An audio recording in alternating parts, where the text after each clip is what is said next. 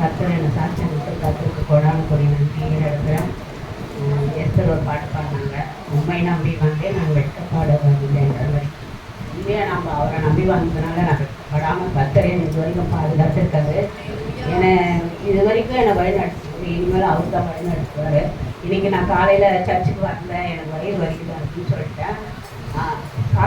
அதான் நல்லா சேர்த்து வெளியே போட்டு இன்றைக்கி வா நான் போவாங்க, உங்கள் வயிறு வலி வந்துச்சு அப்படின்னு சொல்லிட்டாங்க. என் மனசே பேசுது. ஆனாலும் என் தேவனை வெக்கப்பட வச்சு, சாத்தனை வெக்கப்பட வச்சேன், என் தேவனை மகிழ்ச்சிப்பட வச்சேன். ஏன்னா இங்கே வந்து நான் ஆடி பாடி மகிழ்ந்தேன். உண்மையாக நான் அவரு எனக்கு எப்பவுமே ஒரு பொழுது எனக்கு கை விட்டதில்லை. ஏன்னா 10 மணி கூட நான் எங்கள் வீட்டுக்கு போவேன். டெய்லியோ போகிற அளவுக்கு எனக்கு கர்த்தர் அந்த தைரியத்தை கொடுத்துருக்காரு. அதுக்காக கர்த்தருக்கு ஒரு கோடான நன்றி. அது மட்டும் இல்லை, இன்னொரு பிரான்ச் தரணும்னு கற்று சுத்தமாக இருந்தால் நான் இன்னொரு பிரான்ச் தரணும். பாஸ்டையோ பார்த்தமோ ஒரு நாள் வந்து என் கடைக்கு ஜபிக்கணும்லையோ, அதேமாரி எஸ்கரோ ஒரு நாள் வந்து என் ஜம்ப் பண்ணணும்.